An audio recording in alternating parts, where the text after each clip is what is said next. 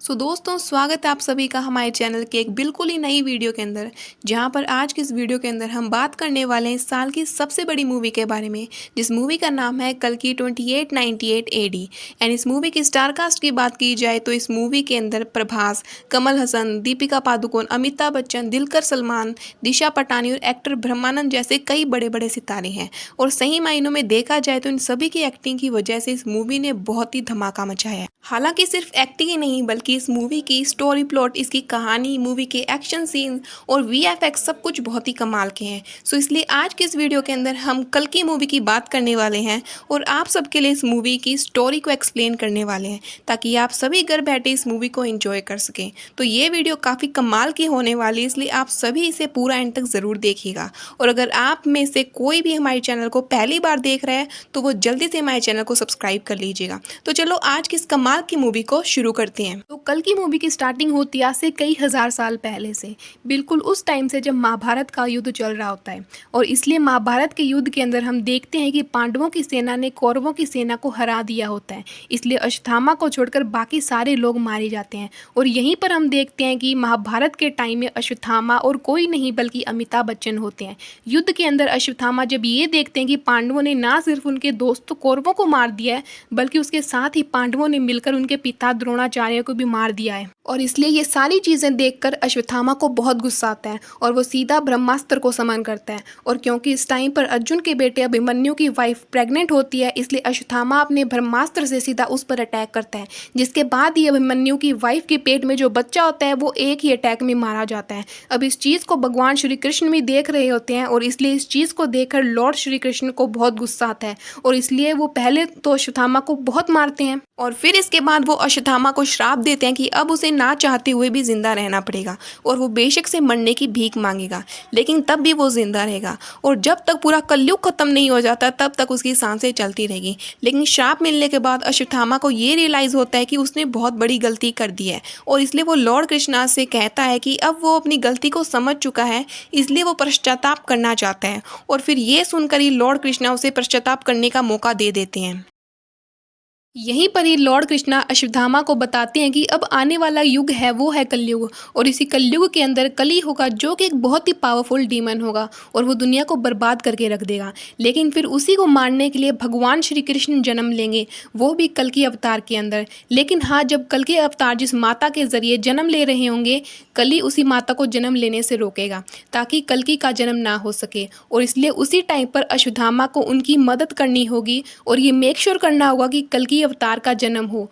और अब 6000 साल बीतने के बाद ही कहानी प्रेजेंट में आती है। कहानी के प्रेजेंट टाइम में आने के साथ ही हम ये देखते हैं कि महाभारत युद्ध के ख़त्म होने के साथ ही कलयुग की शुरुआत हो गई थी। और इसी कलयुग के अंदर जिन भी इंसानों ने जन्म लिया है उन सभी लोगों ने खुद को काफ़ी ज़्यादा डेवलप और वो काफ़ी इवॉल्व हुए हैं और उन्होंने बहुत सारे एडवांस टेक्नोलॉजी भी बना ली है। और सिर्फ यही नहीं बल्कि अपने अपने बचाव के लिए उन सब लोगों ने काफ़ी पावरफुल और एडवांस वेपन भी बना लिए। लेकिन अब क्योंकि कलयुग के इंसानों के अंदर बहुत ज़्यादा गुस्सा और नफरत है, इसलिए अपने गुस्से और नफरत के चलते वो सब आपस में लड़ने लगे। में उन सब के बीच वॉर छिड़ गई और उन सारी वॉर्स के अंदर उन्होंने ना सिर्फ एक दूसरे को मारा बल्कि एक दूसरे को मारने के साथ साथ उन्होंने पूरी दुनिया को भी बर्बाद कर दिया। इसलिए प्रेजेंट टाइम के अंदर हम ये देखते हैं कि अब पूरी दुनिया बर्बाद हो चुकी है और इसलिए पूरी दुनिया के अंदर सिर्फ एक ही ऐसा शहर है जो कि इस टाइम पर जीने लायक है और उस शहर का नाम है काशी, जो कि इंडिया के अंदर है। इसके साथ ही यहीं पर हम ये भी जानते हैं कि असल में काशी दुनिया का पहला शहर भी है, यानी कि जब मानव सभ्यता बसना शुरू हुई थी तब उस टाइम पर काशी सबसे पहले बसाया गया था। यहाँ पर हमें ये भी पता लगता है कि काशी शहर को छोड़कर पूरी दुनिया में कोई और भी रहने लायक शहर नहीं है क्योंकि वो सारी जगह बर्बाद हो चुकी है। हालांकि यहाँ पर हम ये भी जानते हैं कि काशी के अलावा एक और ऐसा शहर है जो कि जीने लायक है और उस शहर का नाम है शंबाला। लेकिन मूवी के अंदर बहुत ही कम लोग ये जानते हैं कि शंबाला शहर कहाँ पर है। स्पेशली इसके बारे में सिर्फ वही लोग जानते हैं जो कि शंबाला में रहते हैं। अब मैं आप सबको इन रियलिटी बता दूँ कि रियलिटी में शंबाला शहर है ही नहीं। लेकिन हाँ, अगर बुद्धिस्ट रिलीजन की बात करें तो बुद्धिस्ट लोग ऐसा मानते हैं कि शंबाला नाम का शहर एग्जिस्ट करता है और उनकी मान्यताओं के मुताबिक ये शहर हिमालय के अंदर है, पर एक्चुअल में इसके बारे में कोई नहीं जानता। और इसलिए जिस तरह से इन रियलिटी शंबाला एग्जिस्ट करता है, ठीक उसी तरीके से इसे मूवी में दिखाया भी गया है, क्योंकि मूवी में भी शंबाला शहर के बारे में कोई नहीं जानता और ये भी एक छुपा हुआ शहर है जिसकी लोकेशन बहुत कम लोगों को पता है। अब काशी शहर के अंदर हम ये देखते हैं कि काशी के अंदर कई सारे लोग हैं और उन सब में से कुछ लोग अमीर हैं और बहुत सारे लोग गरीब हैं। उनकी ज़िंदगी बहुत बुरी है। इसके साथ ही काशी शहर के मिडल एरिया के अंदर एक कॉम्प्लेक्स जैसी बहुत बड़ी जगह है और वो ट्रायंगल जैसी दिखती है, लेकिन ये कॉम्प्लेक्स नाम का ऑब्जेक्ट काफ़ी ज़्यादा बड़ा है और इसके अंदर खाना, साफ़ पानी, साफ़ हवा, अच्छे कपड़े, अच्छे घर, पेड़ पौधे, नदियाँ, साफ़ जंगल और इस तरह की सारी चीज़ें हैं। और इसलिए जो भी अमीर लोग हैं वो सब लोग इसके अंदर रहते हैं। हालांकि इस कॉम्प्लेक्स को काफ़ी सिस्टमेटिकली तरीके से बनाया गया है और जो इस कॉम्प्लेक्स को रूल करता है उसे सुप्रीम कहा जाता है। पूरा नाम कहे तो सुप्रीम यास्कीन। अब ये जो सुप्रीम यास्कीन है ये ना सिर्फ पूरे कॉम्प्लेक्स को रूल करता है बल्कि इसके साथ ये सब कुछ मैनेज करने के लिए इसके पास एक खुद की आर्मी है, जिस आर्मी के सोल्जर इसके कहने पर सारे काम करते हैं। और इन सारी आर्मी को मैनेज करने के लिए उसके पास एक कमांडर भी है, जो कमांडर ही आर्मी को ऑर्डर देता है। इसके साथ ही हम ये भी जानते हैं कि पूरे कम्प्लेक्स से लेकर पूरे काशी शहर के अंदर कोई भी डॉलर या कोई रुपये जैसी करेंसी नहीं चलती, बल्कि यहाँ जो चलती है उसे यूनिट कहती है और ये यूनिट ही यहाँ के पैसों के बराबर है। और इसलिए जो भी अमीर आदमी इस कॉम्प्लेक्स के अंदर आने के लिए $1 मिलियन देगा उससे ही कॉम्प्लेक्स के अंदर रखा जाएगा। यानी कि सिंपली $1 मिलियन दीजिए और उसके बाद आप कॉम्प्लेक्स में रह सकते हैं। लेकिन $1 मिलियन का मतलब है 10 लाख यूनिट और इतनी ज़्यादा यूनिट किसी गरीब आदमी के पास नहीं होती।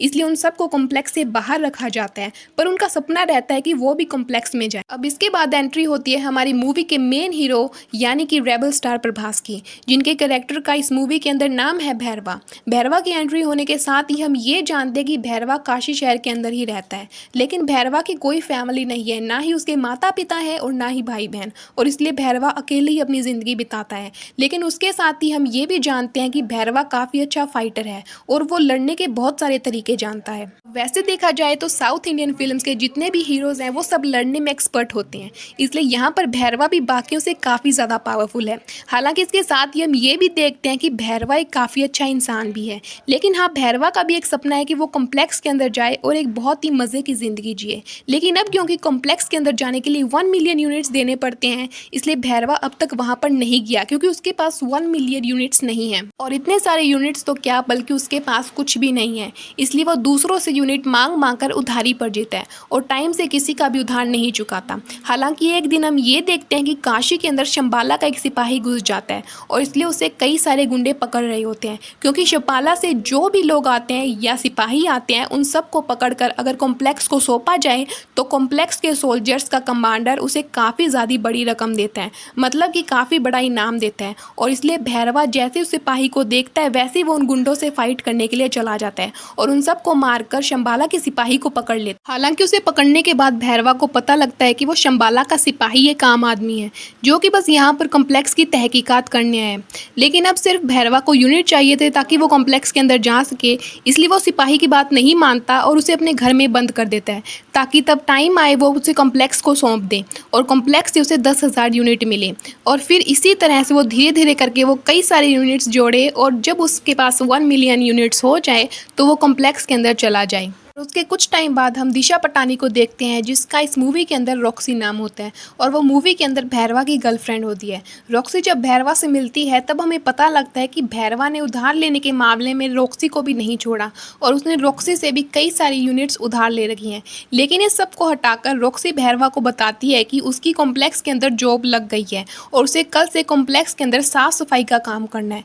लेकिन जैसे ही भैरवा कॉम्प्लेक्स का नाम सुनता है वैसे ही वो रॉक्सी से कहता है कि वो उसे भी कॉम्प्लेक्स में ले जाए, क्योंकि उसका भी एक सपना होता है कि वो कॉम्प्लेक्स को अंदर से देख सके। अब इसके लिए रॉक्सी मान जाती है और वो भैरवा को कॉम्प्लेक्स में ले जाती है। अंदर आने के साथ ही भैरवा को बहुत खुशी होती है क्योंकि वो देखता है कि कॉम्प्लेक्स अंदर से बहुत सुंदर है। वहाँ पर बहुत सारा पानी है, खाने के लिए बहुत कुछ है, वहाँ पर नदियाँ हैं, जंगल है और इसी तरीके से बहुत सारी सुंदर सुंदर चीज़ें हैं। और इसलिए ये सब देखकर भैरवा थोड़ा पागल हो जाता है और वो रॉक्सी के साथ मिलकर वहाँ के मज़े लेने लगता है। लेकिन कुछ टाइम बाद ही सोल्जर उन्हें पकड़ लेते हैं जिस वजह से कॉम्प्लेक्स से सोल्जर भैरवा को बाहर निकाल देते हैं। लेकिन हाँ, जब भैरवा को कॉम्प्लेक्स से निकाल दिया जाता है तब उसका कॉम्प्लेक्स में जाने का और भी ज़्यादा मन करता है, क्योंकि उसने कॉम्प्लेक्स की ब्यूटी को देख लिया होता है। और इसीलिए भैरवा ये डिसाइड करता है कि वो अब जल्दी से जल्दी कॉम्प्लेक्स के अंदर जाकर ही रहेगा और वहीं पर अपनी ज़िंदगी बिताएगा। अब इसके बाद सीन शिफ्ट होता है और हमें सीधा कॉम्प्लेक्स के अंदर का नज़ारा दिखाया जाता है। कॉम्प्लेक्स के अंदर हमें एक बहुत बड़ी लैब दिखाई जाती है, जिस लैब के अंदर बहुत सारी लड़कियाँ होती हैं और कई सारे साइंटिस्ट होते हैं जो उन पर रिसर्च कर रहे होते हैं। लेकिन फिर इसके बाद ही हमें कॉम्प्लेक्स का सुप्रीम दिखता है, यानी कि यास्किन। और फिर यहीं पर हमें पता लगता है कि सुप्रीम ही एक्चुअली में कली है। यहाँ पर हम ये देखते हैं कि कली बहुत ही बुरी हालत में होता है, इसलिए उसे अपनी पावर्स वापस चाहिए होती हैं और वो खुद को फिर से ठीक करना चाहता है, या फिर यूँ कहे कि वो खुद को पावरफुल बनाना चाहता है। इसके साथ ही हम ये भी जानते हैं कि कली हम इंसानों से बहुत ज़्यादा नफरत करता है, क्योंकि कली का ऐसा मानना है कि इंसान नेचर को बर्बाद कर रहे हैं। और इन 6000 सालों में जब से कलयुग चल रहा है, तब उन पूरे सालों के अंदर इंसानों ने पूरी दुनिया को बर्बाद करके रख दिया है। इसलिए अब इंसानों को जीने का कोई अधिकार नहीं है, और इसलिए वो सारे के सारे इंसानों को ख़त्म कर देना चाहता है। लेकिन उससे पहले वो खुद को पावरफुल करना चाहता है। लेकिन खुद को ठीक करने के लिए और भी ज़्यादा पावरफुल करने के लिए उसको एक सीरम की ज़रूरत है, जो सीरम एक प्रेग्नेंट वूमेन के पेट से निकल सकता है, यानी कि ऐसी वूमेन के पेट से जिसके पेट में एक बच्चा है। और इसके लिए कली ने एक बहुत बड़ी लैब भी बना रखी है, और उस लैब में काम करने के लिए उसके पास टॉप साइंटिस्ट हैं। और कली के पास जितने भी सोल्जर्स हैं वो उनकी मदद से बहुत सारी लड़कियों को पकड़ कर लाते हैं और उन सब पर अपनी लैब के अंदर कैद करके रखती हैं। और फिर कली उन सारी लड़कियों के अंदर सीडिंग करता है, जो कि बेसिकली एक साइंटिफिक एक्सपेरिमेंट है, जिसके ज़रिए वो लड़कियों को प्रेग्नेंट करता है। लेकिन यहाँ पर वो नॉर्मली प्रेग्नेंट नहीं करता, बल्कि वो सीडिंग करने के लिए किसी एक स्पेसिफिक मेथड का इस्तेमाल करता है, और सीडिंग में कुछ स्पेशल भी मिलाते हैं, जिसके बाद लड़कियाँ प्रेग्नेंट होना शुरू हो जाती हैं। हालांकि यहाँ पर ये भी देखते हैं कि यहाँ पर जितनी भी लड़कियों को लाया जाता है वो सारी की सारी प्रेग्नेंट नहीं होती। इसलिए जो भी प्रेग्नेंट होती है उन सबको अलग जगह पर रखा जाता है, और उन्हें रहने के लिए और खाने के लिए बहुत ही बढ़िया खाना पानी दिया जाता है। लेकिन जो भी लड़कियां सीडिंग के बाद प्रेग्नेंट नहीं होती उन सबको लैब के अंदर स्लेव बनाया जाता है, और वहीं सारी स्लेव लड़कियां सभी प्रेग्नेंट हुई लड़कियों की सेवा करती है, और जो भी उन्हें हेल्प चाहिए होती है वो सारी हेल्प वो करती है। हालांकि यहीं पर हम ये भी जानते हैं कि कली को जिस सीरम की ज़रूरत है वो सिर्फ उसी प्रेग्नेंट लड़की के पेट से निकल सकता है जो कि 4 महीने से ज़्यादा प्रेग्नेंट है। लेकिन यहाँ पर हम देखते हैं कि कली की सीडिंग की वजह से यहाँ लैब में जितनी भी लड़कियों को प्रेग्नेंट किया जाता है वो सभी लड़कियाँ 90 या 91 डेज से ज़्यादा प्रेग्नेंट नहीं हो पाती, और उन सबकी 3 महीने के बाद ही मौत होनी शुरू हो जाती है। लेकिन तब भी कली लगातार लड़कियों के ऊपर सीडिंग करवाता रहता है, ताकि एक ना एक दिन उसे ऐसी लड़की मिले जो कि 121 डेज से भी ज़्यादा प्रेग्नेंट हो, और जिस दिन ऐसा हुआ उस दिन उसे सीरम मिल जाएगा। अब इन सब के बाद ही हम ये देखते हैं कि दीपिका पादुकोण होती है, जो कि लैब के अंदर इकट्ठा की गई लड़कियों में से एक होती है। लेकिन हाँ, यहाँ पर हम ये भी देखते हैं कि दीपिका पादुकोण प्रेग्नेंट नहीं होती, बल्कि वो उन लड़कियों में से होती है जो कि सीडिंग के बाद प्रेग्नेंट नहीं हो पाई, और इसलिए वो यहाँ पर स्लेव का काम करती है, और जो भी लड़कियां प्रेग्नेंट होती है उनकी हेल्प करती है। इसके साथ ही हमें ये भी पता लगता है कि जब दीपिका पादुकोण बहुत छोटी थी तभी उसे टाइम पर उसके पेरेंट्स ने उसे कॉम्प्लेक्स के अंदर भेज दिया था, और इसीलिए वो बचपन से यहाँ पर है। इसके साथ ही उसका जो नाम है वो यहाँ पर सम 80 रखा गया है। हालांकि कुछ दिनों के बाद ही हम ये देखते हैं कि एक्चुअल में दीपिका पादुकोण यानी कि सम 80 प्रेग्नेंट है, और उसे प्रेग्नेंट हुए टोटल 5 महीने हो चुके हैं, यानी कि 150 डेज से भी ज़्यादा। और सच में ये बहुत बड़ी बात थी, लेकिन एक्चुअल में दीपिका ने इस बात को सबसे छुपा कर रखा था, और उसने किसी को पता नहीं लगने दिया था कि वो इतने टाइम से प्रेग्नेंट है। हालांकि इसके कुछ टाइम बाद हमें ये भी देखने को मिलता है कि समेटी के बहुत टाइम छुपाने के बाद भी इस चीज़ को एक सोल्जर देख लेता है, और इसलिए वो सीधा कॉम्प्लेक्स के कमांडर को बता देता है कि समेटी 150 डेज से भी ज़्यादा प्रेग्नेंट है, और इसलिए लैब वाले उसे उठा लेते हैं और उसकी बॉडी को एक बड़ी सी मशीन के अंदर डाल देते हैं, और उसके पेट से सीरम को बाहर निकालने की कोशिश करते हैं। लेकिन जब एक्सट्रैक्शन को स्टार्ट किया जाता है तब जैसे सिर्फ एक ही बूंद एक्सट्रैक्ट होती है वैसे ही वो मशीन रुक जाती है, और फिर उसके बाद पावर सप्लाई कट हो जाती है। लाइटें धीरे धीरे करके जलने बुझने लगती हैं, और आसपास की सारी चीज़ें हिलने लग जाती हैं। और फिर इसी टाइम पर दूसरी तरफ हम ये देखते हैं कि यहाँ से थोड़ी दूर पर एक टेम्पल होता है, और उसी टेम्पल के अंदर अश्वत्थामा होते हैं, जो कि वैसे तो काफ़ी टाइम से मेडिटेशन में होते हैं, लेकिन अभी अचानक से उनकी आंखें खुल जाती हैं, और वो इस बात को महसूस करते हैं कि कल की अवतार जन्म लेने वाले हैं, और इसलिए भगवान उसे संकेत देते हैं कि वो उनके जन्म होने में कोई बाधा ना आने दें। और फिर अश्वत्थामा वहाँ से निकल जाते हैं, और वो उसी वुमेन को ढूंढने लगते हैं जो औरत कल की अवतार को जन्म देने वाली है। लेकिन इसी टाइम पर हमें ये भी पता लगता है कि असल में जो कल्कि अवतार को जन्म देने वाली है वो और कोई नहीं बल्कि समेटी है। इसके बाद ही हम कॉम्प्लेक्स के अंदर देखते हैं जहाँ पर एक बूंद सीरम निकलने के बाद ही एक्सट्रैक्शन रुक गया था, लेकिन फिर इसके अगले पल ही हम ये देखते हैं कि जिस मशीन के अंदर दीपिका पादुकोण होती है उसी मशीन के अंदर उसकी एक दोस्त भी आ जाती है जो कि दीपिका की तरह ही स्लेव होती है और वो समेटी को वहाँ से निकाल लेती है और वो एक खुफिया रास्ते से होते हुए काफ़ी नीचे चली जाती है। वहाँ पर आने के बाद वो दीपिका को बताती है कि वो असल में शंबाला की एक सिपाही है। वो पिछले 2 सालों से कॉम्प्लेक्स के अंदर हैं और यहाँ आकर वो सारी जानकारी इकट्ठा करती है ताकि वो इन सब के बारे में शंबाला शहर के अंदर बता सके। नीचे जाने के बाद ही वो समेटी को गेट के पास ले जाती है और वो समेटी को बताती है कि यहाँ पर एक खुफिया गेट है जहाँ से वो लोग कॉम्प्लेक्स से बाहर निकल सकते हैं। इसके साथ ही वो भी बताती है कि उसने अपने कुछ दोस्तों को सिग्नल देकर वहाँ पर बुला लिया है और इसलिए वो ये चाहती है कि तुम यहाँ से निकल जाओ, जिसके बाद उसके दोस्त सीधा उसे शंबाला ले जाएंगे और वहाँ पर तुम बिल्कुल सेफ रहोगी। हालांकि समेटी उसे ये पूछती है कि वो आखिर ये सब कर क्यों रही है, जिस पर वो समेटी को बताती है कि असल में शंबाला एक काफ़ी पवित्र शहर है और वहाँ पर हम सबको ये मानना है कि एक औरत भगवान को जन्म देने वाली है, यानी कि कल्कि अवतार को, जिसके बाद वो कल्कि अवतार सारे इंसानों का भला करेंगे और उसी उम्मीद में हमारा सारा शंबाला शहर जी रहा है। और मुझे ऐसा लगता है कि तुम ही वो औरत हो जो कि भगवान को जन्म देने वाली है, इसलिए मेरा ये कर्तव्य बनता है कि मैं तुम्हारी जान बचाऊं।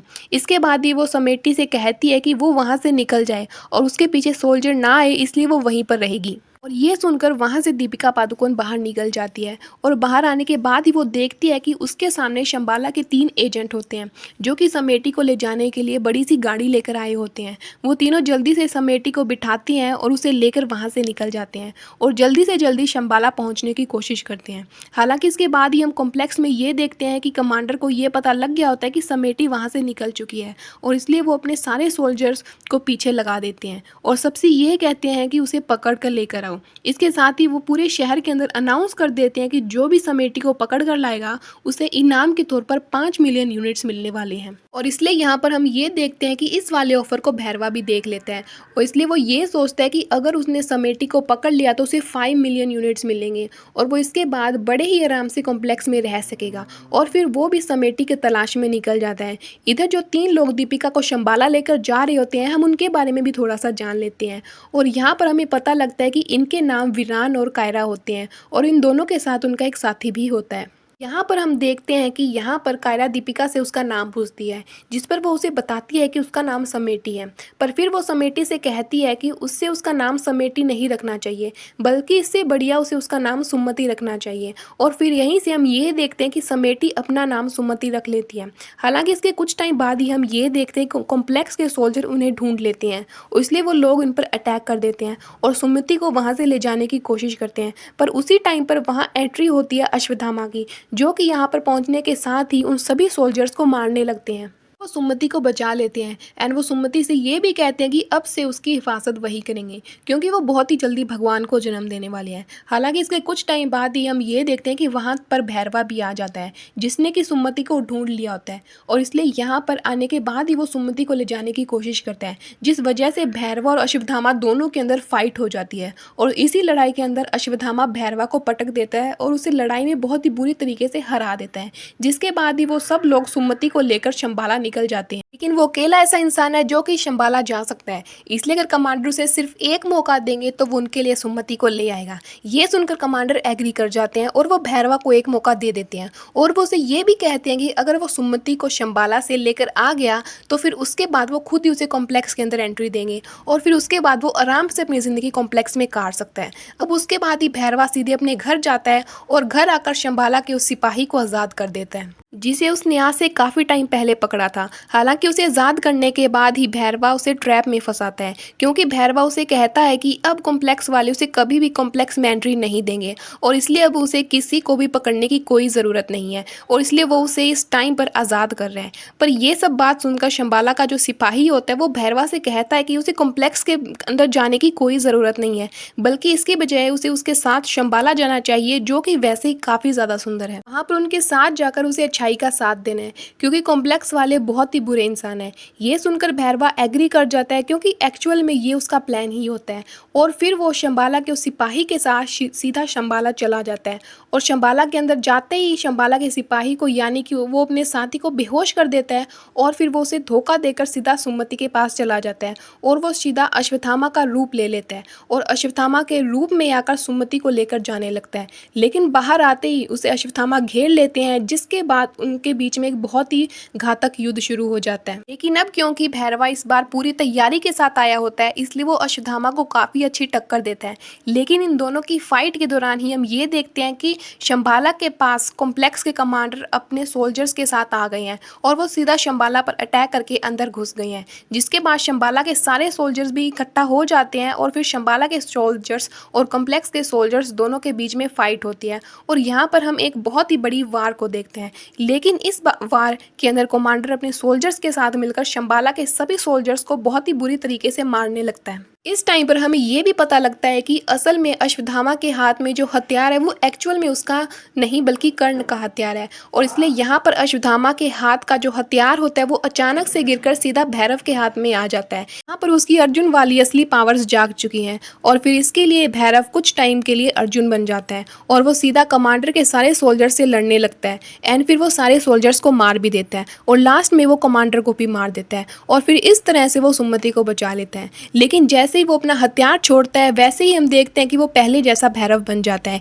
यानी कि वही भैरव जिसे कॉम्प्लेक्स के अंदर जाना है और वो सीधा जाकर सुमति को उठाता है और उसे लेकर अपनी गाड़ी में बैठ जाता है और वहां से सीधा अपनी गाड़ी को उड़ाकर शंबाला से निकल जाता है। इस टाइम पर अश्वत्थामा उसे रोकने की कोशिश करते हैं लेकिन वो भी भैरवा को रोकने में फेल हो जाते हैं और भैरवा सुमति को लेकर अपने साथ निकल जाता है। अब उसके बाद हमें सीधा कॉम्प्लेक्स का सीन दिखाया जाता है जहां पर हम कली को देखते हैं। अब आपको याद हो जिस टाइम पर सुमति का एक्सट्रैक्शन चल रहा था उस टाइम पर मशीन बंद होने तक वहां पर एक बूंद सीरम निकाल लिया गया होता है और इसलिए यहाँ पर हम देखते हैं कि उसी एक बूंद सीरम को सीधा कली के हाथ में दिया जाता है और कली जैसे उसे लेता है वैसे सीरम के उसे एक बूंद को वो अपनी बॉडी में डाल लेता है। जैसे ही वो सीरम की बूंद कली की बॉडी के अंदर जाती है वैसे ही हम देखते हैं कि कली की दुबली पतली बॉडी और कमज़ोर सी बॉडी बहुत ही पावरफुल और मस्कुलर बॉडी में बदल जाती है और वो बहुत ज़्यादा शक्तिशाली हो जाता है। और फिर इसके बाद ही कली ये डिसाइड करता है कि अब वो उसे बाकी का सारा सीरम चाहिए और उसके लिए वो खुद ही सुमति को ढूंढेगा और उसके अंदर से सारा सीरम निकाल लेगा। और जब ऐसा होगा तब कली इतना ज़्यादा पावरफुल हो जाएगा कि तब उसे रोकने वाला कोई नहीं होगा, यहाँ तक कि भगवान भी उसे नहीं रोक पाएंगे। हालांकि यहीं पर दोस्तों ये मूवी एंड हो जाती है और इसलिए जब इस मूवी का सेकंड पार्ट आएगा कि हमें ये पता लगेगा कि इसके आगे की स्टोरी में क्या होने वाला है। लेकिन हाँ दोस्तों, तब तक के लिए ये स्टोरी यहीं पर एंड होती है। सो दोस्तों, ये थी वीडियो कल की मूवी के ऊपर। आपको इस मूवी की स्टोरी और हमारी वीडियो कैसी लगी कमेंट करके ज़रूर बताइएगा और अगर वीडियो पसंद आई तो इस चैनल को सब्सक्राइब ज़रूर कर लीजिएगा क्योंकि इस चैनल पर हिंदी एक्सप्लेनेशन की वीडियोज़ आती रहती हैं। तो चलो मिलते हैं किसी और वीडियो में, तब तक के लिए गुड बाय।